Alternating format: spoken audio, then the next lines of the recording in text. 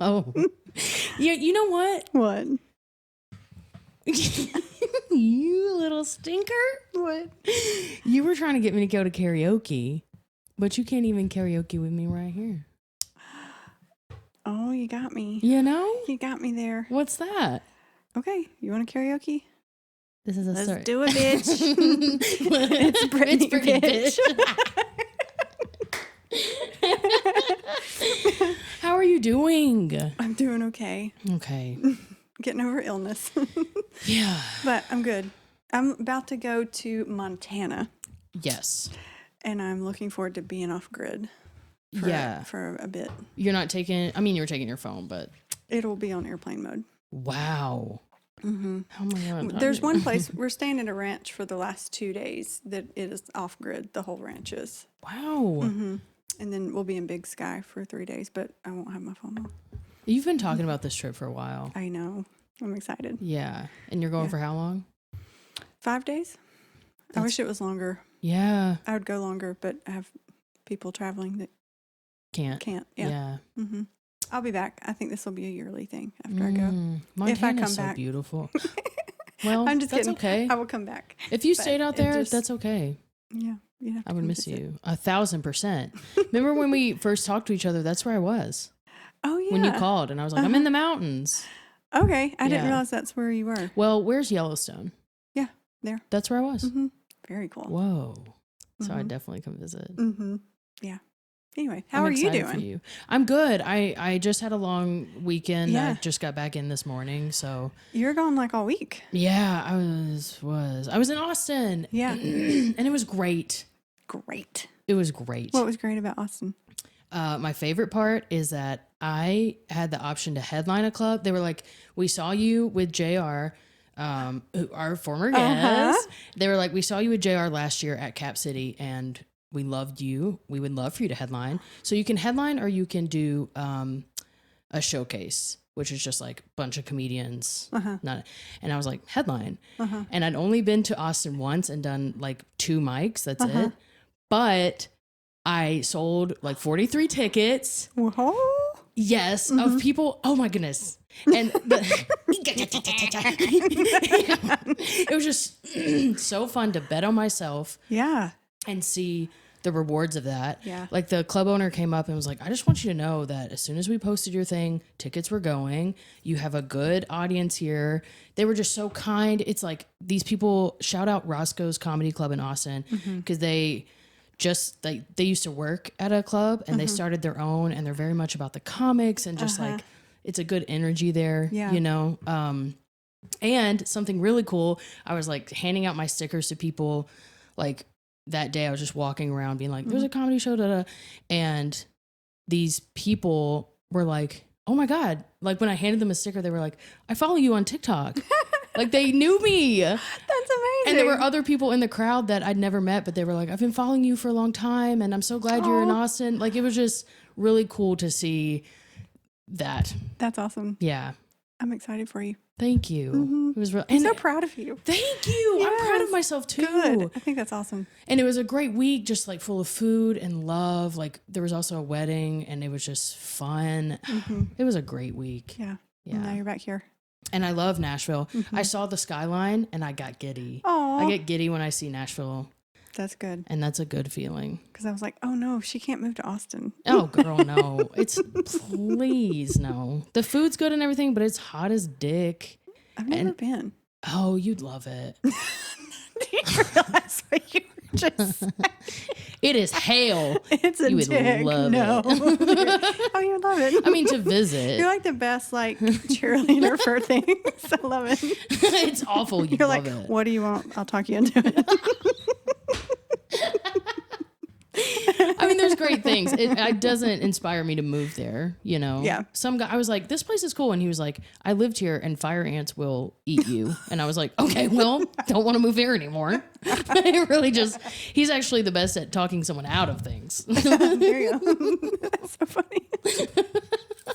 Well, I'm so glad you're having such an awesome time right now. I really am. That's a fun experience to have somebody recognize you that you don't know. It's It's so cool. And it's been happening more and more. Like I was in New York watching a comedy show and people came up after and they were like, we know you, we follow you. Just from the, like, it's popping off. You're popping off. I'm so lucky to be your friend. That's how I feel about you. You're such a cool powerhouse, badass woman that I love. So today we had Anna McKeown, Yes. amazing comic, like unique. Yes. In her material and her like Storytelling. So cool. And what I just love that like she has such a pleasant, like inviting, like I don't know, just like kind spirit, but then and behind that is like can be like, yeah, she's out there with it. Like power. Yeah. You know what I'm saying? So but I love like Anna today was like, you're sneaky when you said something. And I'm just like, yes, but you're so good at what you do. And I love when people get to experience that. Thank you. Just love being a partner with you in this. Thanks. I say that every time, but I know. I don't say it enough. Yeah, you do. But you can keep saying it. Yeah. No, I love doing this. It's, I got all of my feels. I don't know if it was last weekend. Well, I made a post about the podcast. Yes. And that was just, I was in my feels on Sunday morning. I loved it. And I really was. I was sitting on the back porch having coffee when I did that. And I was just like, I'm so lucky to get to do this, and just thinking about like what it's brought for me. And, you know, I kind of named pushing through the uncomfortableness where that's just not even a thing anymore. And I say this in podcasts all the time around how you give people permission. And so I'm a benefit of that, of the way that you show up too. And so I love like the way Anna, she just showed up with a raw story. Yes. Like telling her story. And it's the more in the comedy world I get to like witness and see, it's really, that's what I like the most, is when you just show up with your own story. It feels more authentic versus you're just trying to be funny and think of something funny to say. Yes. Which I know it's more than that, but you can just tell it just comes from a different place when it's vulnerability mixed with the comedy laughter. And I think she did that very well. Yes. Yeah. Yes. 1,000%. And I learned so much in this one. I like, I just was watching you two talk. I was like, oh, relate, like trying so much of these. I'm trying to like, remember. I go back and listen to these all the time because I learned so much. Yeah. But yeah, specific. I know people are going to, I know you want to get to the episode, but wait. We like talking. Yeah. Give me a second. Just, you're hanging out with us for a little bit. Yeah. chill. But when she was talking about like, she talks about how her material changes, or she wants to change her material, and you were like, oh, do you feel like stand up? Like, I was like, oh my God, because recently I've been healing, and I'm like, am I gonna lose stand up because I'm happy? No, I have to choose. You don't have to choose. But I don't. I think you enjoy it so much more when it's from a happy place. And you can say it. I think we were talking about this on my front porch a couple like times ago, but it was like you can deliver it and experience it so much different when you are from really anything from a healed place. Yes. And that's what you were saying to Anna too. That's a great point. Because when I was thinking that earlier today, I just shifted my thought and was like, what if I was just happy and I thought about writing and I got a burst of energy of like, yeah, I do want to. I'm like, okay, so you can be. Happy things are funny too. That's very true. That's why people love cartoons. There you go. Yeah, you're right. I don't think you'll ever lose material. You're just a very lively person that is involved in life. So. Oh, yeah. That's so kind. Ow. That was a gift. I want to say something that makes you feel the way I'm feeling right now. You do that plenty of times, so you're good. Just enjoy it. You don't owe anything just because you feel good. Oh, God. Okay, we got to wrap it up. Let y'all listen to the episode. I just fake made out with Melanie across the table in case you didn't see it. Love it. I love you. This love you too. episode is great. Listen to it, guys and You're gonna girls. love You're it. going to love it. Yes. Oh, I want one more thing. Go for it. Beautiful Taylor Williams. Yes. Just want to say so grateful. Thank you. For making this art. You guys can see it on YouTube or But Haley will put pictures. Yeah. So you can see it Follow somewhere. us on Instagram. We just got an Instagram. Yes. Talk about that. Yeah. Well, that's it. No.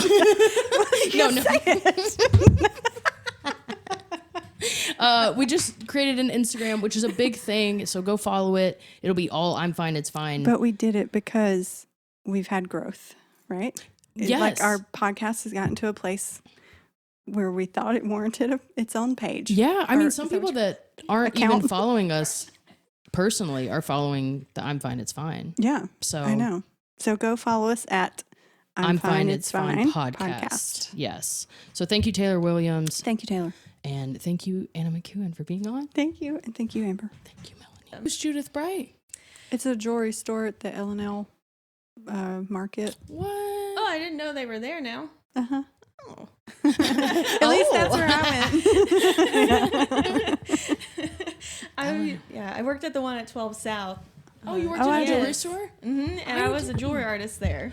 What? That was like another life. That's Yeah. cool. Like I had that made at that store where she worked. Oh, amazing. So you pick out, they have all kinds of crystals and stones, and you can pick out what you like and then the setting that you want, and they like make it and then ship it to you. That's dope. I used to make jewelry like that. Really? Yeah. I didn't know that. That's the end of that story. It was another job where I just walked in and was like, I want to do this. And they were like, what's your skills? And I was like, I just want to do it. And they were like, okay. You have an air of confidence about you where people, if you walked into Just a say place, yes. they're like, yeah, I guess she seems like she could probably learn that. That's how teaching went too. I just walked in off the street and was like, I would like to teach. And they were like, okay. Now that's crazy. It is crazy. But that is how you kind of fall into it. I'm the oldest of 6 kids, and I've just always been around kids, and so I've taught camps and stuff like that, and the same sort of thing. Well, see, that you have skills. Yeah. The only skills I had is we had the same sense of humor.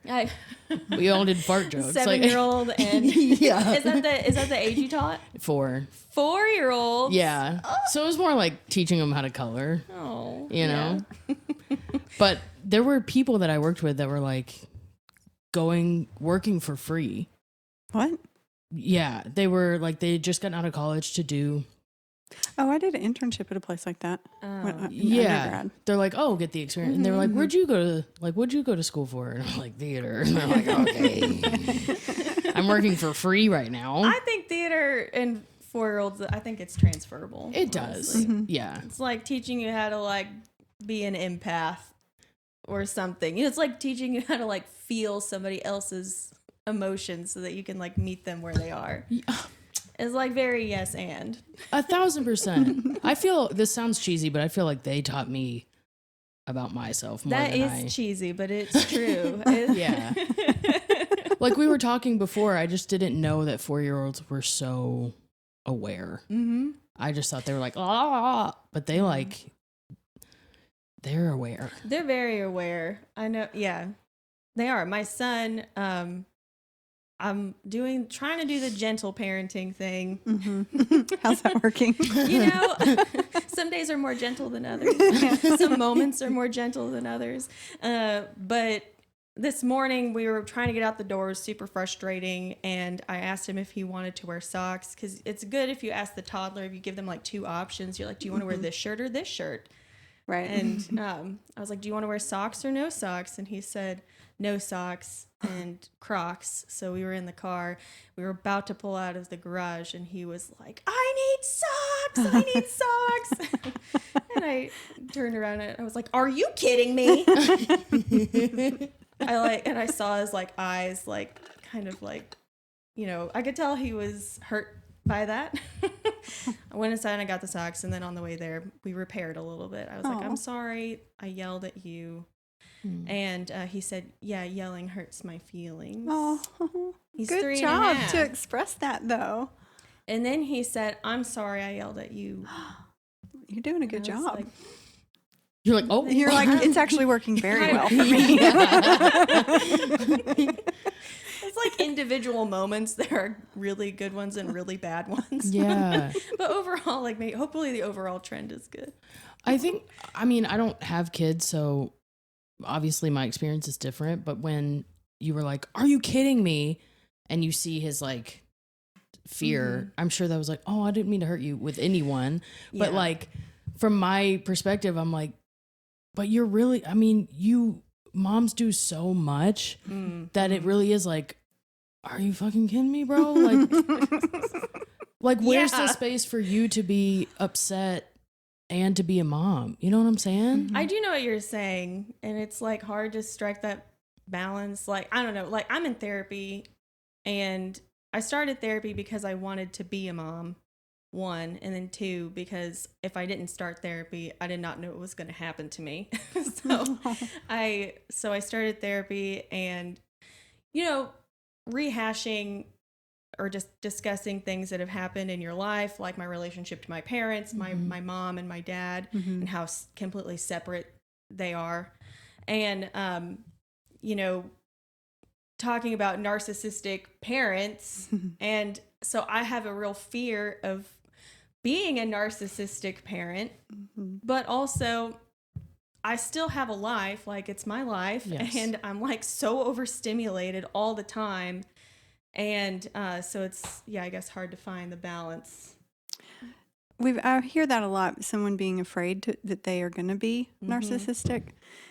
And narcissists aren't afraid, that they don't worry about that. Yeah. Now, we can have traits that we learn, like I learned to do certain things in that way, but it's you learn that as a skill when you're younger. So even if that's happening and you become aware of it, you can change it. You can learn a different way. That's true. If you're, I'm saying not a narcissist, but we still can do things. I mean, we all have the tendencies to do that, to have some of those behaviors, but that's the good thing. The fact that you're even worried about that, you'll be aware of it and can change. Well, thanks for saying that. I hope that that's true. I am fully aware that there will be someday my son and my daughter will be like, you messed me up in this way. And I will have to hopefully have the self-awareness and maturity and wherewithal to say, I hear you on that. Your face went, I'm sorry. Well, I think that's hard. I'm sure I've read this somewhere, but like as a parent, when you give your kid the chance to say you did something wrong or that hurt them, like you're changing, like you're stopping trauma from being passed down. Oh, that's nice. That is a nice thing. Because you're not trying to teach them moms need to be perfect and I will never do anything. Definitely not teaching them that. But I'm saying when you get upset and then you make that repair, that's where they're learning. They're learning, I can make mistakes. I can apologize when I do something wrong. It's all in the repair. Yes. So they're learning that kind of stuff. So. Yeah. That's a really nice thing. Well, it sounds like you give them permission to say they said, Mom, you hurt my feelings. They weren't scared to say that. They didn't just shut up whenever if you raised your voice or something, Yeah. They were able to say that. So definitely, I'm trying to create a safe space, and I'm glad that he felt that it was safe for him to say that. Yeah, and at 3 years old. Yeah. That's good. Oh, he's so funny and smart. And my daughter as well. Oh. Do you have 2 kids? I do. Yeah, I have a 3.5-year-old and I have an almost 2-year-old. Oh. You know what's fun? I thought you had like 5.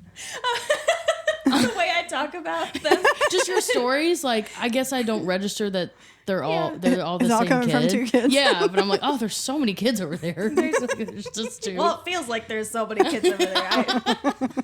There's just 2. But I grew up oldest of 6, so I knew that that's not what I wanted. I don't want to have 6 kids. And then I knew I wanted to have at least one, and 2 was definitely the cutoff. And then it turned out with my body, like definitely 2 was the cutoff with my body and with my mind. So I'm glad I knew when to stop, you know? Yeah. So let's talk about that. Great, let's get into it. Well, you mentioned body stuff. We were kind of talking before we got started how everybody's feeling kind of yuck recently. Yeah. People we know, me, that kind of stuff. But what's that? You said, you experienced stuff with the body. Will you talk about that? Yeah, so I was diagnosed, now I know misdiagnosed with rheumatoid arthritis when I was 19. I've been having joint pain since I was like 13 years old, especially in my hands, but just like a general malaise. I don't really know what I have yet. That's a journey that I'm on now. And then I hadn't felt that intensity of symptoms for a long time. I got pregnant in 2019 and had my son February 2020. That's more of it. Yeah. And then 2 weeks later, we had a tornado. 2 weeks after that, pandemic, lockdown, sort of lifestyle began. And, but I had really intense back pain and pelvic pain with my son. And then after he was born, the pelvic pain in the front really intensified. Yeah. But I didn't feel comfortable going to a physical therapist at that time. I just wanted to be at home. And then, you know, I was terrified to leave. That's a whole other thing. And then, but then I got pregnant with my daughter 11 months later. So 11 months after I had my son. And then after I got pregnant with her, almost immediately, the lower back pain just intensified, came back, and, you know, it became difficult for me to get out of bed in the morning, and then eventually became difficult for me to walk around. There was a couple times where I would just be like standing, and then my legs would get swept out from underneath me, and I would, you know, fall down. Wow. And so something was definitely wrong, and I went to my doctor and I was explaining what was going on, and she said, well, I think you need to go to physical therapy. But I was so far along my pregnancy, it wasn't really safe for us to do any imaging to figure out what was happening. So did that, and it helped a lot. And then after she was born, the pain got a lot better. And then, of course, I have a million other issues to tackle. So I didn't have time to pay attention to what was going on in my body. And then, you know, 8 months goes by, and again, I'm just having trouble getting around at all. And it's starting to affect entire parts of my life. Like I felt very scared about my mobility. And so I finally went to an orthopedist, and they did imaging, and they're like, oh, well, the first thing she said to me was, do you feel like your family is complete with 2 children? What? Oh. And I knew that she was going to tell me something devastating. Yeah. But thankfully, I had already known that my family was complete with 2 children. I had already processed that because I told my husband before our daughter was even born, you know, while I'm hardly able to move. And I said, I can't do this again. Yeah. So, you know, he's amazing, and he took the measures himself. And Let's go. Yes. It is literally the most sexy thing in the world when your husband has a vasectomy. That is hot. Yes. I love that. PSA. Yeah, truly. So anyways, it turned out my pelvis is broken. It's still broken now. It will be broken, you know, forever. What do you mean by broken? Well, the front of my pelvis, so your pubic symphysis, the joint in the very front, it's sort of like a gasket. And it when you have a baby, it separates a little bit, but it's like stretchy. So it goes back. But because I'm hypermobile, so my joints are extra bendy, which, you know, sounds sexy, but it's not. And then the relaxin hormone that runs through your body when you're pregnant so that your pelvis can open up so that you can birth your child, it just was too much. It was too stretchy. Yeah, it was too loose. So it was too loose. And so, it just disconnected, and it can't go back. So now that joint is completely gone. So the front of my pelvis is just two bones just knocking together, dude. Oh, there's no Oh. fix for that. Well, They it's a can't bone put a new graft. gasket in. So, What'd you say? Put a new gasket in. Yeah. Unfortunately, bodies are not entirely like cars. Like, they'll really have to lift the hood up and really get in there. Oh, It's yeah. a whole intense process. It is, because now I've had so much movement in my right SI joint that joint is almost completely gone. Like, the cartilage there is like, has worn away, and my bone is breaking apart. What? And so to fix it, they would just have to open me up completely and, screw my pelvis to my sacrum and put a bone graft in the front of my pelvis. Yeah. And physical therapy saved my life. Everybody go to every type of therapy, but physical therapy was amazing.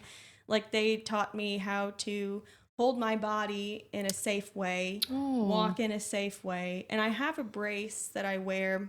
I try to wear it every other day. Every day is too much because it squeezes my pelvis together, which helps my lower back pain, but it really intensifies my, Wow. like trade off one. pubic pain. Yeah.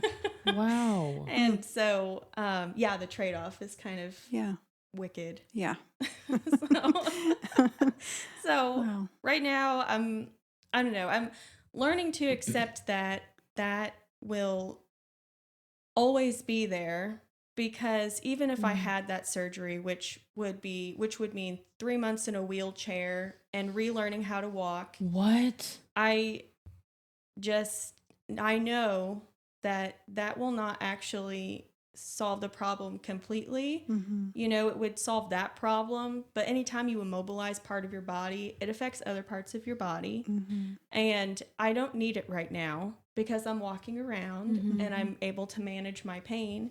So I'm going to ride this train as long as it takes me. It could last my whole life, or it could be 5 years, 10 years. So we're just playing it by ear and seeing what happens. But I mean, when it does happen, like, that's going to be like, really a hard choice. 'Cause, like, I have, 2 children, Kids, and I don't want to miss out on anything, so. When you're saying when that happens, what is that? The surgery, if I choose to have it. Wow. But I just am thinking about it in a different way. Like, because I had a fear of being disabled and, like, without actually acknowledging that I have a dynamic disability, a disability that's not the same every day. And so, yeah, that's just hard to face. Yeah. But in reality, everybody will have to face that, someday. Face what? Your abilities being lessened. Okay. Yeah. Also death. Yes. Yeah. But you're having to face that now as a young mom Yeah. with little kids. How have you moved through that? You said you started to change kind of your outlook or how you view it, but Great question. I think that it's just something that's still fresh to me because it's like evolving all the time. do you feel like you're constantly, like, with each new thing that it's like a reevaluation if it's time to do it? Yes. Yeah. Yeah, that's a lot. Yeah. And I know it's not time, and I keep telling myself, like, it probably won't be time I just think of it in terms of, like, years. Like, okay, well, not this year, probably not next year. But I don't know, what will happen. I'm curious with you said you were scared you'd have a disability. You do have one, Yeah. right? What's the fear part? I think that the fear is knowing that I'll have to ask for help and like I feel that. Yeah. Yeah. and I know I've said it twice already, but I'm the oldest of 6 kids. Yeah. I like have been Caretaker. yes, I've been a caretaker for most of my life. So it's hard for me to imagine, or it's hard for me to accept that I'll have to request that type of help from another person, especially if that's my spouse or my children eventually. So, yeah. Do you feel like you're choosing between like being in pain and not wanting to ask for help? You are very sneaky. Yes. I'm sorry, I scratched. I'm getting scratched all the time. My daughter, she literally just like claws me. And then my husband will be like, tonight? And I'm like, I've been touched by No. Anyway, no, I think that yes. The answer is yes, because that's another part of the acceptance, is accepting that pain is part of my life, and it has been for a long time. Like I said, I've had joint pain since I was a teenager. So, but now it's a more intense pain that feels unpredictable. So that's honestly kind of the mind fuck, because it's like not the same every day or even hour to hour. Like sometimes I'm like, I'm having a great day and I'm just walking around. And then my legs will be like, nope, actually, we're just not going to work right now. So then I'll like kind of stumble a little bit. So then I think maybe I need like a mobility aid, like a cane or a crutch. But then I'm like, I don't know how to use one. And I feel embarrassed to ask like a physical therapist, which makes no sense. You're like, I'd rather just suffer. Because, well, honestly, here, I'll just say this. I'm not going to say who my physical therapist is. And also, I've been very busy with work and I haven't been to physical therapy since May. So I just decided I'll take the summer off and everything will be fine. Your smile. And how's that working? I mean, like I said, some days are fine. Yeah. But, like, I kind of floated the idea and she's like, oh, you don't need that. Oh, what? She didn't listen. And I was like, oh, I don't know. So maybe I just need to maybe find a better fit for me. They make these really cool things where you can like sit on them. Like they're kind of like a chair. Yes. And they kind of go and they can, I mean, I would want it to walk, like if you're walking around the grocery store and stuff, it just Yeah. holds all your stuff for you. They are awesome. And me, I could take a break and sit down if I need to. Yeah, those are really cool. I have a friend who has one of those. And also, by the way, I don't think twice when I see somebody else have anything like this, but Yeah, it's Isn't different that- when it's you. Yeah, you give everybody else the grace, Yeah. but yourself. yeah, I'm you like, don't oh, extend it to she's yourself. having a hard day. She just needs that just to feel secure. Yeah. But if I were to do it, I'm like looking around thinking like, people probably think I'm faking yeah. or something. Like, but that also goes back to like, I mean, more body trauma. Like I going to the doctor from a young age saying like, I have joint pain, and having doctors be like, well, this is like psychosomatic or whatever. Like it's hard to, because when you run tests and like quote unquote nothing's wrong with you, then they just have to tell you and your parents like, well, Probably she's just making it up. technically fine. She's probably just depressed, which also I was, but that's separate from the joint problem. Is there a name for the hypermobility? It's just a hypermobility, the symptomatic hypermobility syndrome, I think. Okay. But there is an Can you bend LS. your thumb back to touch her? This is the other thing, like not really, Okay. not that bad. Okay. It's this that hurts me. These Okay. like tiny joints have always bothered me. Mm-hmm.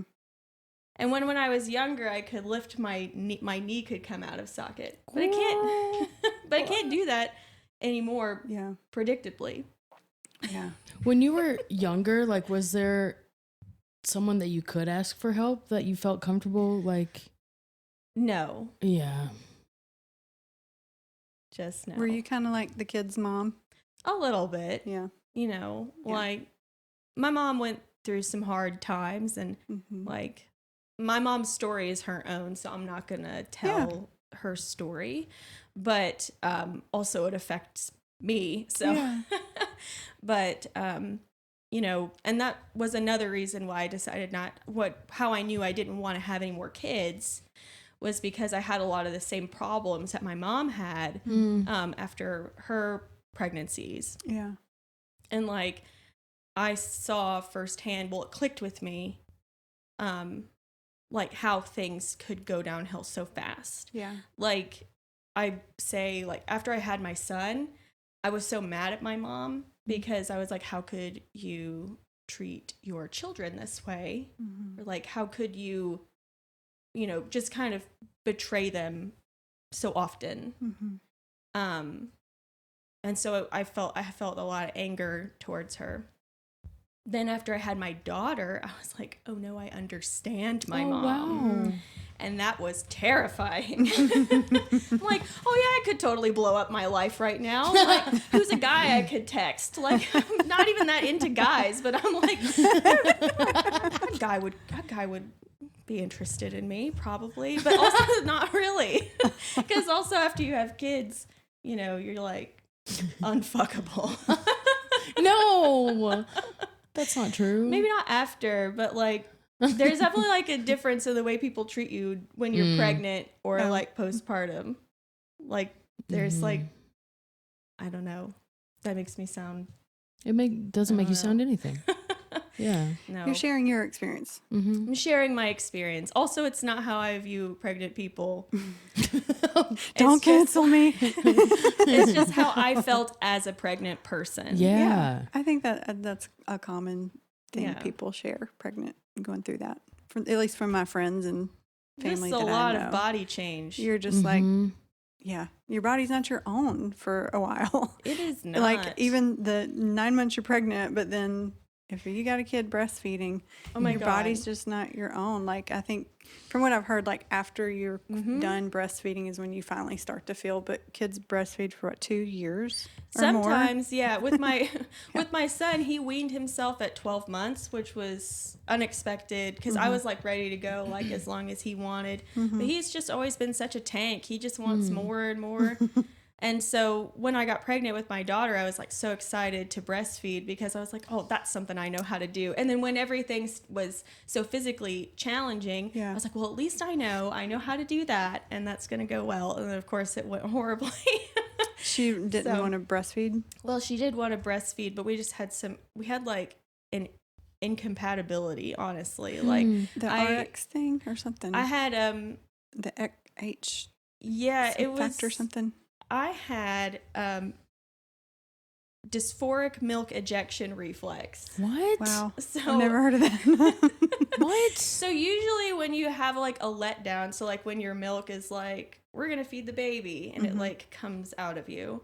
That's like a euphoric experience for some women. And it's like, wow, really? I feel so amazing. It feels that's so cool. special.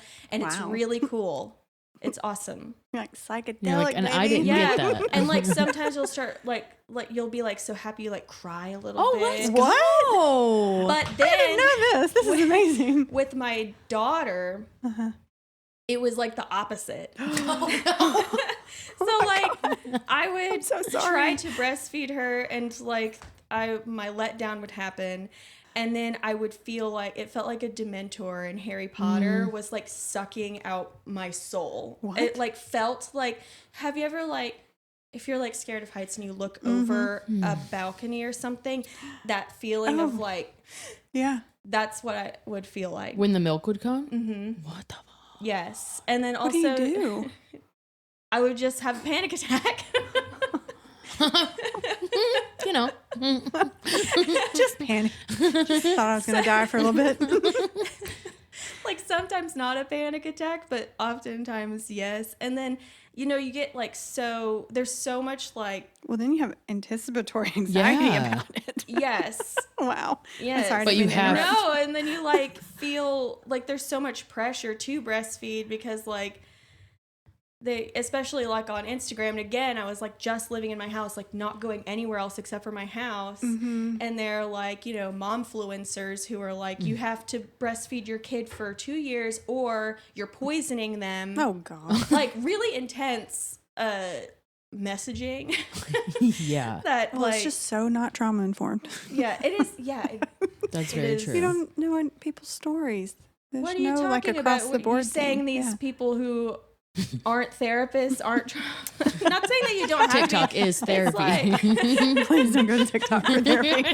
don't go to TikTok or one Instagram of the for worst parenting advice generally either. That's a good. It's like Yeah. Yeah. just a bunch of people who are, you know, like I try to give the people the benefit of the doubt, like, oh, they're trying to do the right thing, because there is like truth to what they're saying, like For them. for that, right?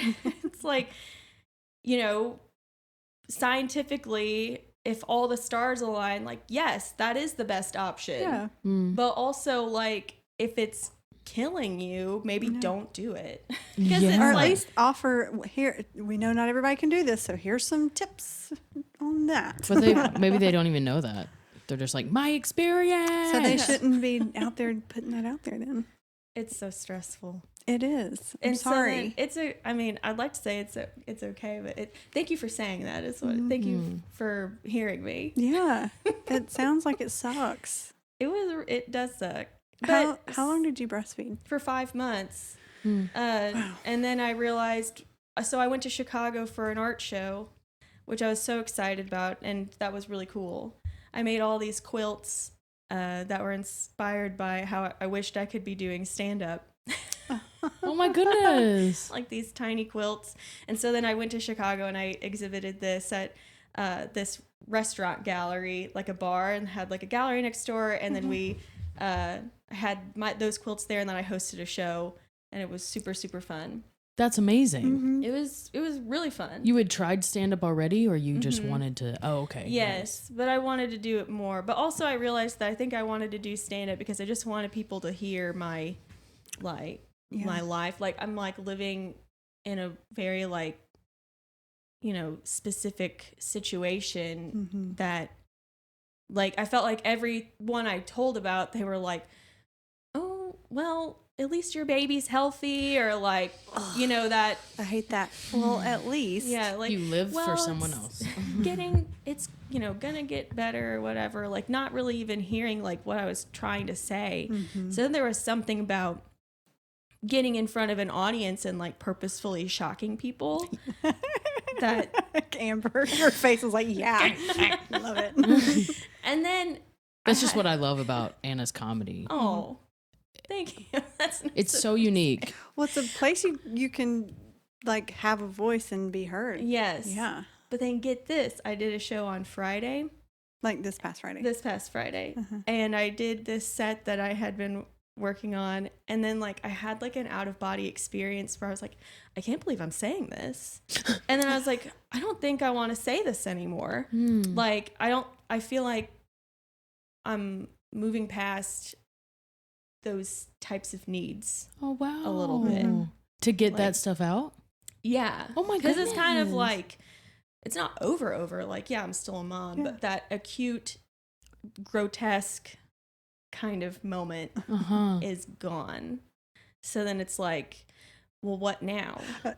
Yeah, that's what I was about to say. I was going to ask, like, do you get worried of like, what's my material now if I don't have this Yes. stuff? A little, yeah. Yeah. A If little you bit. move past, I guess, your style or that content. Yeah. Yeah. I don't know. I think I'm like ready to write new things, Mm-hmm. you know, and not say pussy on stage. No, much Anna, as come I back. I said as much. I'm like, you're not going to remove the word completely from my Is vocabulary. that, I was curious whenever you said you kind of had this like outer body moment where you were kind of in the moment though at like realizing there was something you didn't want to say. Will you share anything about that particularly? What was it you were? Yeah, I'll just say it right now. That's fine. I Love you so. Some people don't like telling their jokes. Yeah. So well, I was this trying to. is the thing is like, here's another problem that I've realized is like, I don't even know if what I'm saying is funny. Like, it just feels like I wanted to say it because I wanted people to know how fucked up this is. Yeah. And like my husband, when he said like, I don't know, I just think it's kind of sad. Like, it makes me sad. So I'm like, well, maybe. Like, it is sad. So then I'm thinking maybe that's where some people don't always laugh. But so then I'm like, well, what's my objective? Am I trying to make people laugh? Like, that's what stand-up is supposed to be. Then I'm like, well, maybe I have a different objective right now. Maybe the objective is like trying to tell my story in this way. No, but what I said was, I'm in all kinds of therapy. I'm in every therapy. I'm in, emotional therapy. I'm in physical therapy, and I'm in pelvic floor therapy because I have pelvic floor dysfunction. It's like, so then I'm like trying to explain what pelvic floor dysfunction is because everybody's like, I'm not going to say it. Never mind. I'll say it later. And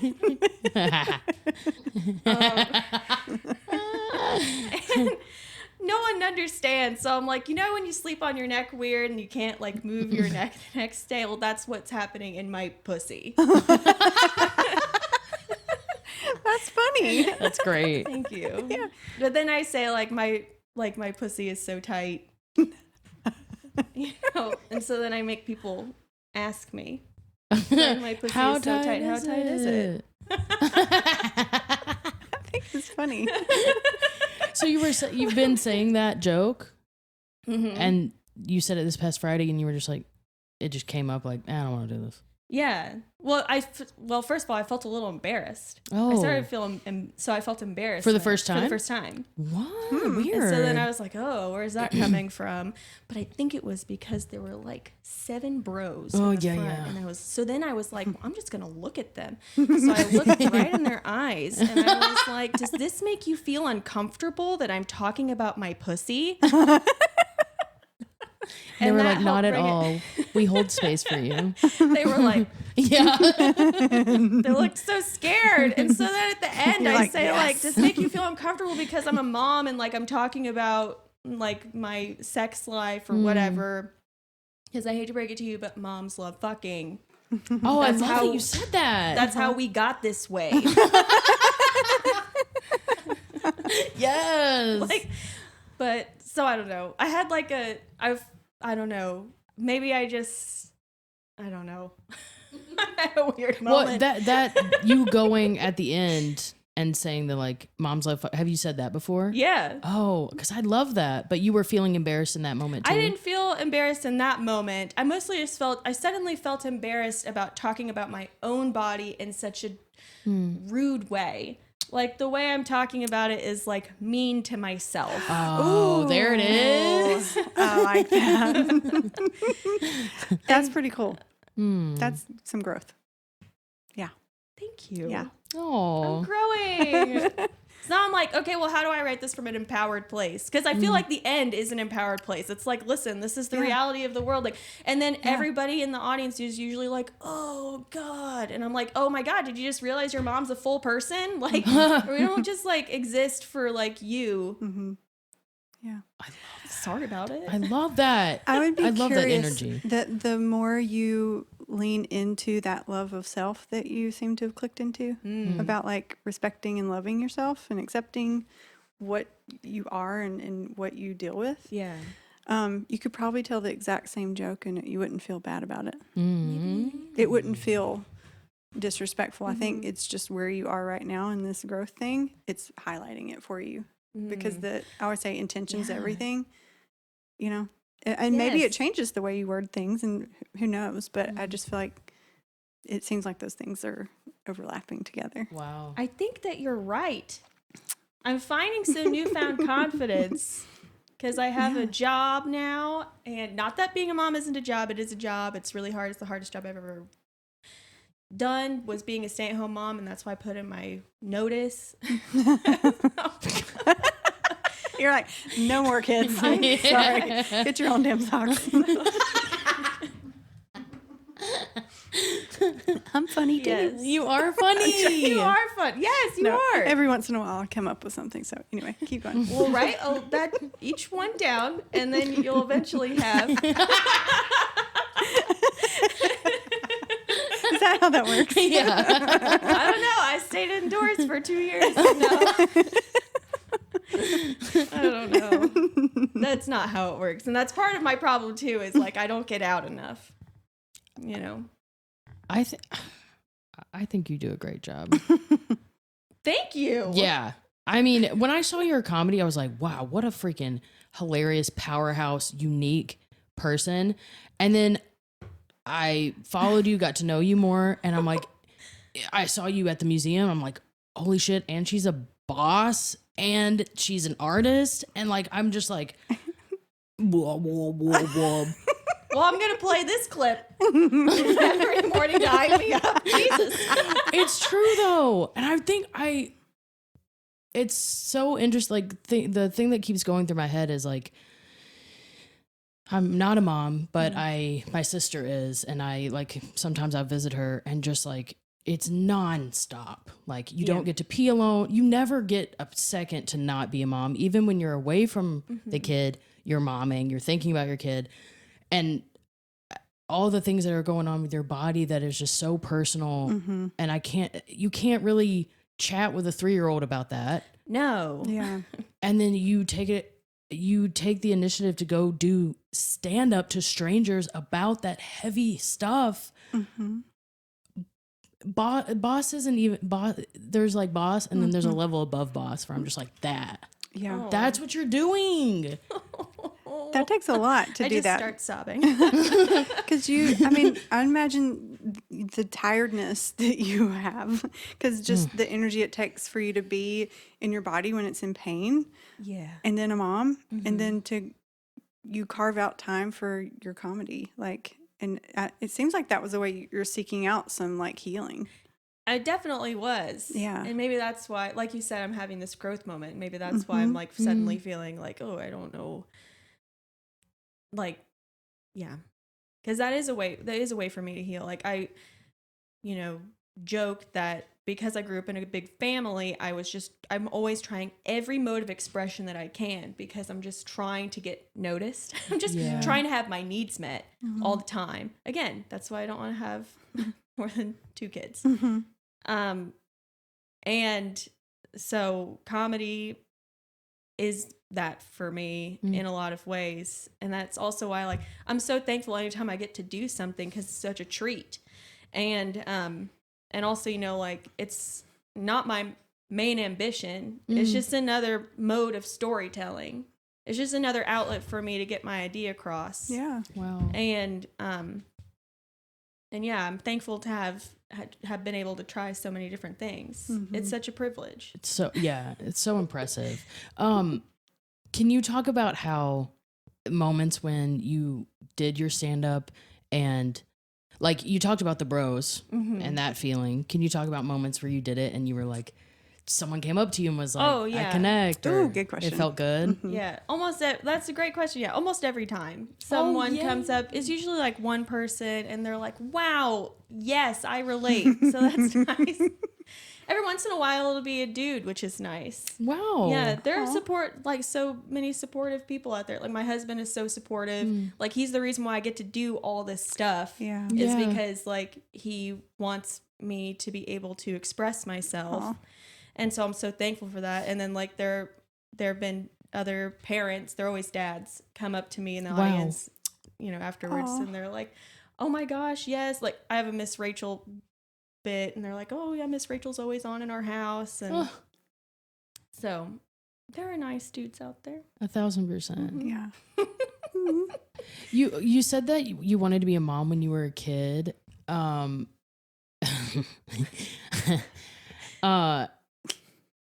I feel like you've already answered this in one way, but like, how is that look different? I mean, and how's that looked like? This is what I wanted. Well, funny enough, so I actually didn't want to be a mom when I was a kid. Oh. But I wanted to be a mom. I realized I wanted to be a mom, and that's why I started therapy, because I was like, I need to do this so that I can not have to bring deal with this it with kids. generational trauma. Yes. And also not have to deal with, like crippling anxiety with children. I mean, I still have anxiety, but it's not crippling. So that's cool. But, no, but how does it look different? I mean, because I was so involved with my mom's last children, her son, my brother, and my sister, I knew that it was hard. Yeah. And that's why I was like, I have to get my shit sorted out before I do this. That's so impressive. Because like my sister was born when I was 17. And at that time, my mom was really, present. But also she had an abusive partner. Mm-hmm. So that's like having another baby in the house. And so there were times when I had to step up. My sister Grace, who lives here, she lives with me in a way. She lives in the apartment above my garage. And it's amazing to have her here. So we were always like really, stepping up to try to help as much as we could, doing nighttime feedings and rocking baby to sleep and all that stuff. And so I already knew that it was an impossible job.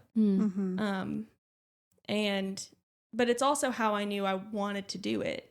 So that's kind of weird to say that, like, I knew it was hard, but also it was like, I can't explain the desire to want to be a mother because there have been people who have been like, I don't understand. And I'm like, then that's fine. It's sort of like, not to be an artist about it because it's my pet peeve, but if you don't get it, you don't get it. Yeah. If it's not something that you want to do, then you probably shouldn't do it.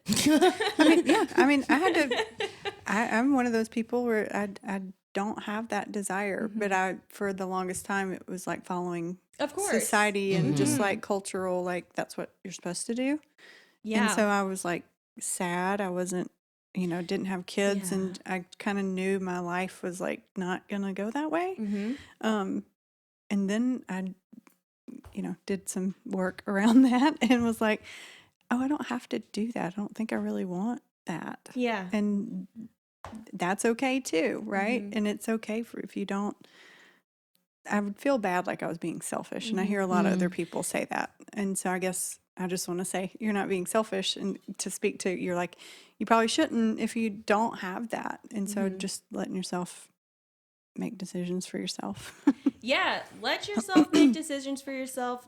Don't let what other people, say are the rules dictate what your life is. Because also, usually the rules are dumb.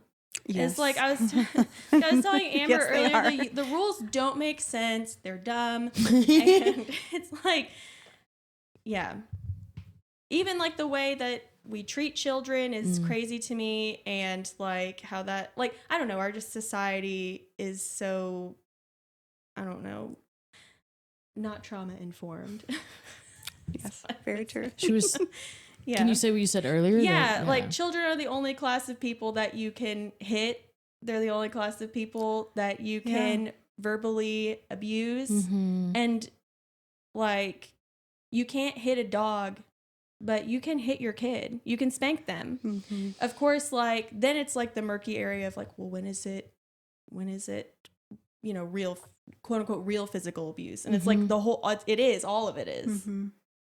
And like, our culture is just not ready for that. Yeah. It's crazy to me that you have to say to people of all political leanings that children are people. Yeah. Like, children are people. They start absorbing things like very, very early on. Yeah. Yeah. I'm curious about the gentle parenting. Like how that started and how like you shared with the son about the socks. Like that's a good moment. But like in my family, there's a lot of like quick to anger. Yeah. Oh God, yeah. We got whoopings. Oh, I thought you were saying about my family. Oh no, You're like, yeah. No, I'm like, oh yeah, I'm familiar with your family. Like gentle parenting, that doesn't register in my brain. Right. Yeah. So how do you like? And I don't know if you grew up in an environment where it was like quick to anger, but like, how do you How do you do gentle parent? How do you even start? Can you define it, please? Because it sounds like a fairy tale. Well, okay, so I think that, I don't know, gentle parenting, I think it's like a buzz term. Yeah. But it is treating your child like a person, teaching them how to regulate their emotions, embracing their emotions, and teaching them that, like, anger is not a negative thing. Like, anger is a feeling that we feel. And, like, how do you move through? They're essentially just teaching them how to move through the world in an eventually mature way. Wow. That, like, hurts as few people as possible and doesn't hurt themselves. Yeah, and it's the not saying because I said so. Yeah. It's like helping them understand why. Yes. If they did something and they shouldn't be, it's like actually explaining it to them in a way they Yes. understand, so they understand there's a consequence to this. Like, Right. we don't hit people when we're mad because it hurts someone. But if you want to Exactly. go, hit a pillow, go do that. Yeah, So you're like- saying let's just shift the way you're expressing so that kids, most of the behavior problems with kids, one of my best friends is a child therapist. It's because they don't know how to express what they're feeling. Yeah. And they get brought in for behavior and trouble in school, things like, then, Yeah. or they get, sick, physically sick because Yeah. they don't know how to express it. It's like the whole yeah. goal from the beginning is like, let's give them some resources because life is hard. Like, Sure. I can do as much as I can to prevent trauma from happening to my children, but also I know that they exist in the world and trauma will happen. So how can I give them the tools to navigate that as early on as I possibly can? Yes. And, like, also to prevent trauma from happening. So, like, teaching them that people of authority, whatever, can't just do whatever they want to you, and also, like, making a space for them that feels, like you said earlier, comfortable enough for them to say, it hurt my feelings when you said blah, blah, blah, or so-and-so hurt me today. Can I tell you about it? Like, that's how we can help prevent bad things from happening. And is like, I'm just trying to create a space where they feel comfortable telling me. Yeah. That's a gift. Oh. That's a gift to your kids. Oh. I hope I can continue trying to give it to them. I mean, yeah, what you just said about what it is, I'm like, that's what I'm trying to do for myself, which I'm sure everybody is. So trying to do it for yourself and for someone else at the same time. Can you imagine if we had a world full of people that operated like that? Like how different Yeah. it would be. I would love to be put out of a job. I would happily go do a plant shop. You're like, when is this going to happen? I have a question though, and you guys might not have the answer. You're like, I'm just picturing like you're late for a meeting, you're in the middle of a grocery store, your kid's having a breakdown. How do you gentle parent when really you want to be like, get the fuck up and let's go? Like, how do you? I think then it's like a boundary almost. It's like a version of this has happened to me. I don't know if I handled it the right way, but saying you're not acting in a safe way right now. Because usually a meltdown is like very physical when you're 2 or 3 years old. Yeah. So I'm like, okay, well, this is what's happening. I'm like, ask them what's wrong. Like, what's going on? Can you tell me? But sometimes if you're tantruming, like, you're not accessing like any rational part of your brain. Yeah. So if we're in the middle of a store and you're like running around and being crazy, like sometimes like we just have to leave. Like, this is not safe. I'm picking you up because this isn't safe. Because you can't teach. When somebody's freaking out, you can't teach them a lesson. Yeah. That goes for adults too. Right. Yeah. I always say you can't get your needs met from someone that's triggered, and you can't really ask for it when you are. It's like you don't know how to do that very well. It's just so impressive to me. Like, I mean, everybody's like, yeah, moms are like, they're doing it. But to like break it down, like what you're doing on a day-to-day basis for two people, that look to you. Yeah. I would imagine your patience is like a huge skill for you. Yeah, but I'm not that. Sometimes I'm not that patient. So I'm thankful for the repair moment. But I would, like you said, I was raised by people who are like, you know, they will just say the things. So like earlier when I'm like, are you kidding me? Yeah. Like that is like how I was brought up. Right. And obviously I was triggered. So Yeah. I was going to say the thing that any of them would say. Yeah. Yeah. Yeah. I mean, that's the thing. Like, right, we get raised a certain way, and we're like, okay, these were the good parts. I'm not going to do these things. And then you do, like you said, you're like, one day your kids are going to be like, this hurt. Yeah. And you're like, oh, well, you know, I tried my best. To like accept that. Yeah. Acceptance. That was the word of the year for me last year. Acceptance. Mm-hmm. What did you accept? I was accepting, well, I had a lot of grief about my first year as a mother because it was not normal at all because of COVID. Yeah. So I felt very robbed of that experience. Like my son didn't meet any people really like until he was almost a year old. He knew he had met like 5 people his first year. Wow.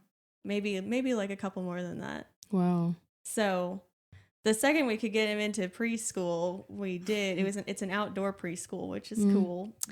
I think one of my friends, her kids go there. Oh my Her gosh. kid, yeah.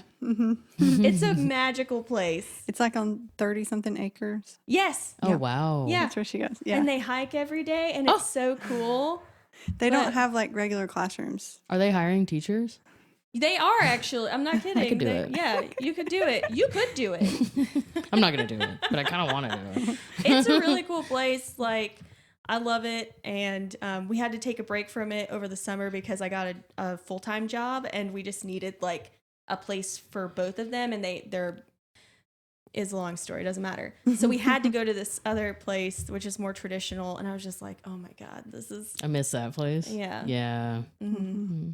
Yeah. That's cool. We got sick so much this summer just from the indoor Oh, man. classrooms. It was crazy. And also my daughter loves to steal people's drinks. So If that's the worst she's doing, I think you're good. Oh. well, she was a little bored as well. So she's became like the ringleader of the class. Oh, no. Yeah. Planning heists. Here's what we're going to do. They said that she would just go around the table, and I believed it too, because she does the same thing at home with her brother's cup. Like she'll wait till he like isn't looking, and then she'll go drink his cup. But now he's tall enough he can put it in a place. But she would just go around the room and like drink everybody's drink. I love that. She is something else. I I'm love telling drinks, you so what. I get it. That's good for I her. was like, oh, we're starting already. And she already even has a party girl voice. She has like a raspy voice, just naturally. Can you do an impression? No. She kind of like sounds like a demon sometimes. She's like, that's real. I'm not making that up. I'm not exaggerating. That's like actually kind of like a toned down version. And she loves ducks. She loves to quack like a duck. So she's like, horrifying. And then your drink's gone. yes. That's funny. What do you think you're gonna start writing about? Do you know? I don't know yet because I'm just been busy. I've been doing a lot of storytelling, personal essay stuff. I'm taking a class with the Porch Writers dope. Collective, and I'm like really into that. I love doing storytelling events. So if you know any, like hit me up because that's my jam. There's so much more nuance that can happen there. And I love crafting a story that is funny at the beginning, but then it's like sad or scary at the end. I like the bait and switch. Yeah. Oh, you're gonna be great at that. Oh, thank you. Yeah, 1,000%. I would love to come watch you tell a story. Yay! Yes. We like to ask people what you do for just you, where you're like, oh, this is great. Oh. Massage. I love like a massage. I love that. Like getting one from a professional? Yeah, getting one from a professional. I don't Yeah. want one from anyone else. I know. They really don't deliver. No. My boyfriend will be like, right? I'm like, like, that's just- not. It's actually irritating me. Although, like, because my pelvis gets out of socket sometimes, so I'll like lay on the ground, and then my husband and we've taught my son to like sit like in the spot that. So he'll just sit there, and he's like, "I'm doing such a good job." I'm like, "Yes, thank you so much for helping me." oh, I love that. Yeah, and then to like really get it to pop back into place, then my husband will step on it. Oh my God. Your face right now, you're like, yeah. So I like to do that. No, That's and I great. also like to get my nails done. Oh, they are banging right now. I've been admiring both of you alls. Thank you. Yeah, I was looking at You always yours. have your nails done. And are these your natural nails? No. No. They look amazing. Thank you so much, Yeah. Mariana at Eastside Nails. Oh, Mariana. shout out. Yeah. Mm-hmm. Yeah. Yeah, they're beautiful. Thank you. Thank you for coming on and being vulnerable. I love being vulnerable. I think more people should do it. Yeah. Agreed.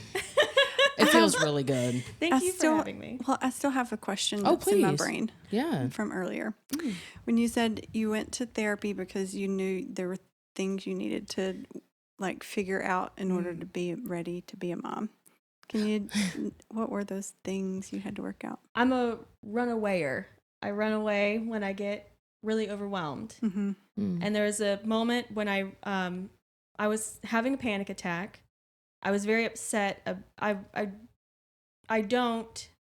didn't deal with failure well at all. And I've gotten a lot better.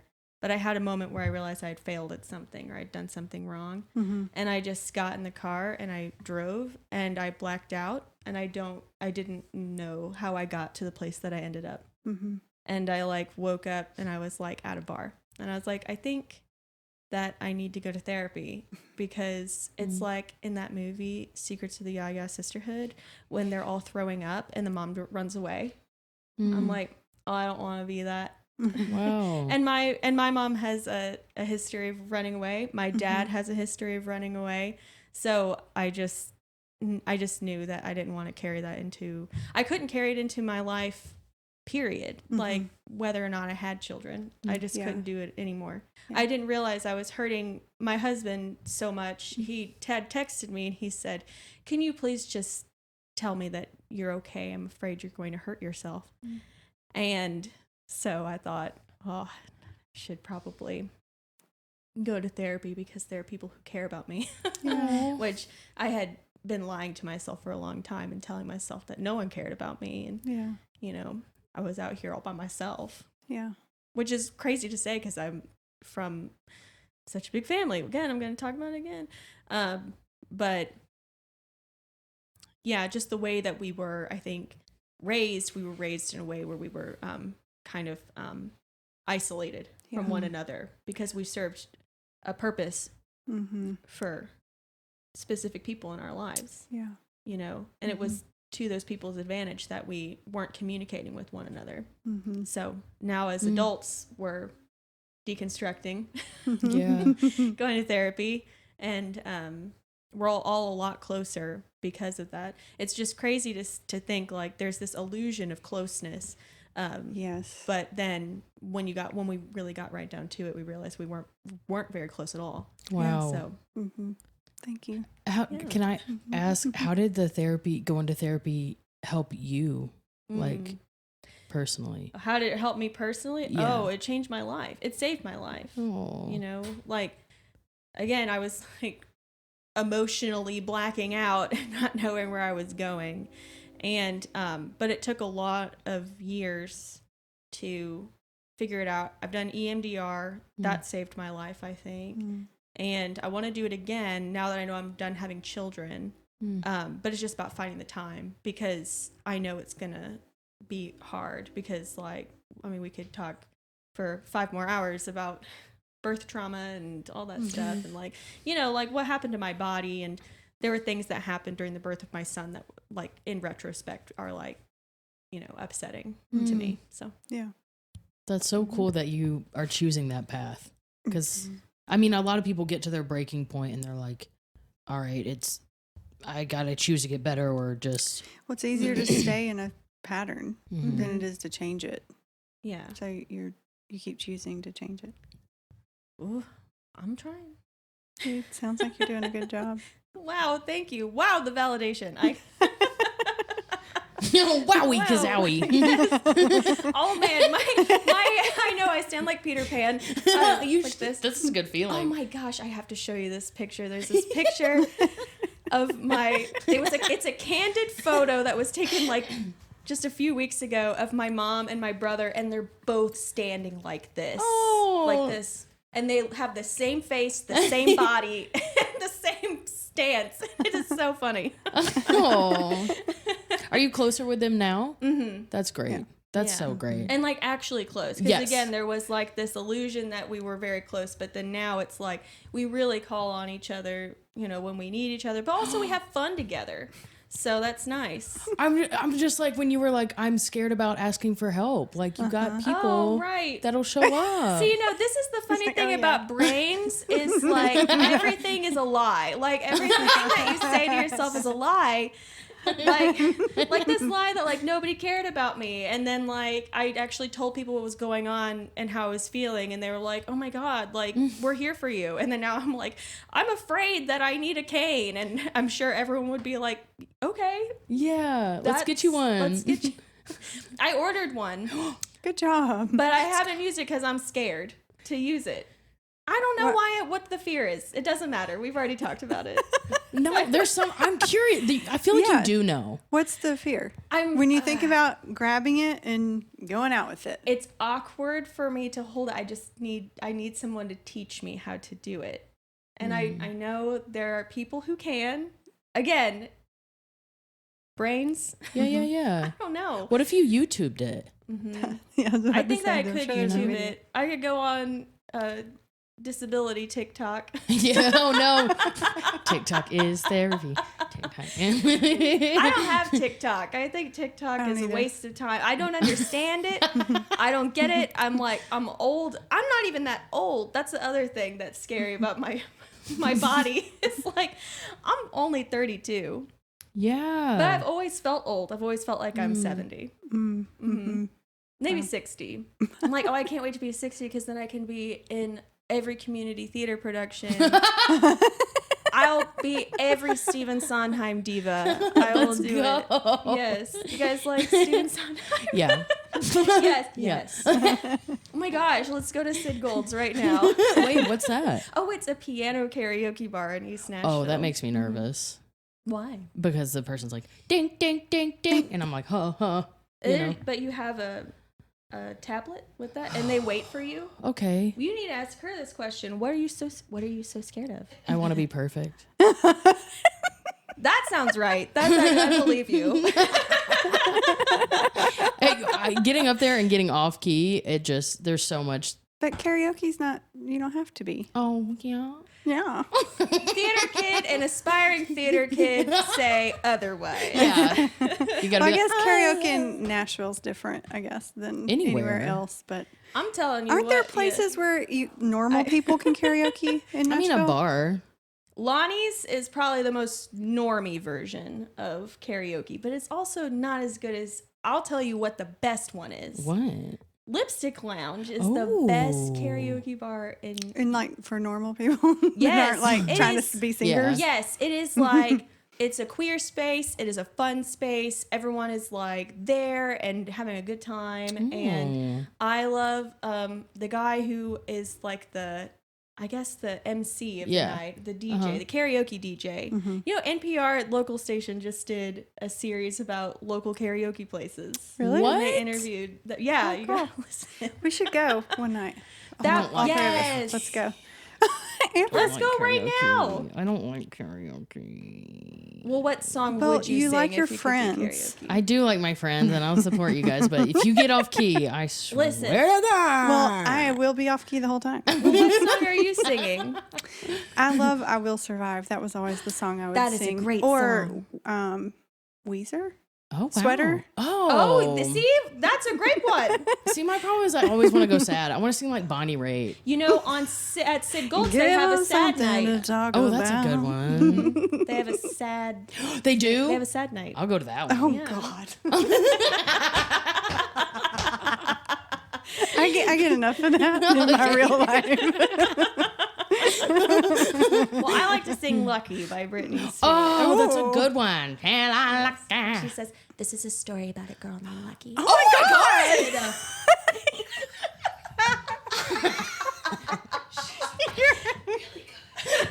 That was real. That sounded for Can real. you do that just one more time?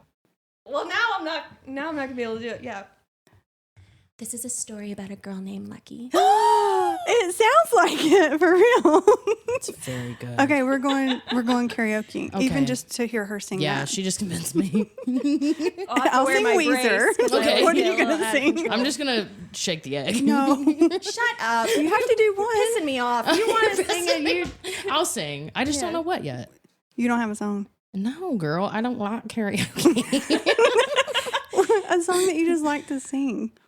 Like probably a Dixie Chicks song. No. Excuse me, the Chicks. Mm-mm. I like R&B. I like Alicia Keys. I Yes. like, Oh, there you go. stuff like that. Eminem. Yeah. Yeah, the father of R&B, Eminem. My brain just started thinking of that rap kind of music. You know, And I remember I used to live down the street from Santa's Pub. Okay. So there was one time I went in there and I sang Weezer, but there was this guy it was this skinny white little dude. Like you just would not think Right. we heard Eminem start up and we're like, oh, this is going to be so bad. Hit every word. oh my God. Was like bomb, like good. I was like, oh my God. So that See, just this popped is into why I my love brain. karaoke, because we were talking about vulnerability earlier, and like this is a chance for like regular people to like, it's like stand-up comedy. Honestly, it's I was about like, to say, I do that in stand-up. I Yeah. don't want to go... oh, you don't want to carry that into your fun life. Like, what are you talking Boy, about? I love it. Is that fun? Yes. No. I think There your is some- perfectionist doesn't have fun, but I think if you were to let that part check that at the door, you could have fun. Yeah, I Okay, like guess. just like live on stage. In the moment. Yes, Okay. live. Okay. My husband loves to sing like you're not even gonna guess what I'm about to say. Like he loves like R&B Yes. women songs. Like Missy Elliott. Yeah. That's still rap. that's like rap. He loves like I'll bust the windows at your car. And though it is my broken heart. Yes. Okay, I would do karaoke like, with, What's that one where she's like, put your hands on the cash and spend them to the last I For all the hard times. Oh, Yeah. when you go, then everything goes. But like Yes. my skinny, tall, white, blonde husband. It's like, yeah. Yeah, and he's like, yeah. It's great. I love it. Okay. All right. Thank you well, for being here. This has been fun. Thank you for having me. This has been very fun. Can you tell people where to follow you and Yeah. just whatever you want to plug? Great. Okay, so my Instagram is my name. It's ANNA_McKeown, which is spelled MCKEOWN, and then another underscore because there's a million Irish Anna McKeowns. So I'll take it. And as far as things I want to plug, I mean, catch me at storytelling events around town. I love 10 by 9. It's a local storytelling show. They're about to do their 100th show. It's super exciting, and I won't be on that one because they're like, Anna, you can't be on every one. You're like, well, 101, I'll be back. It's a rule. You can't be on 2 in a row. So okay. I'm on every other. Hell yeah. I love that. And then also working at this place called the Bankers Alley Hotel. I'm the curator there. It's an art hotel. You can come check out all the artwork I've curated for the space, and also, you know, book a tour with me. I'll show you around, and it is a fun time. It is not your average old museum tour. Beautiful. We're doing that. Yeah. Yeah. Please come. Yes. Doing it. Amber and I are going on a date. Oh. You're so funny. You're like, Thank you for being here, Anna. Thank Thank you for having me. We love you. course. Thanks for listening to I'm Fine, It's Fine podcast. I am trauma therapist Melanie Reese, and you can find me across all platforms at Trauma Therapy Nashville.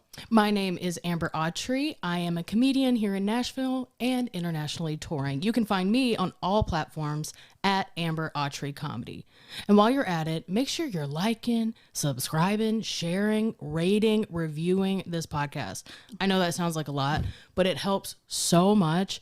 And we're having a good time. Mm-hmm. We're healing. It feels good. Mm-hmm. So just a little extra sauce, sharing it with a friend, rate and review it. It really helps, and we appreciate it. Yeah. And if you have a topic or conversation that you want to hear us talk about, or a story you'd like to share on your own, shoot us an email at imfinesometimes@gmail.com. Thanks so much for listening.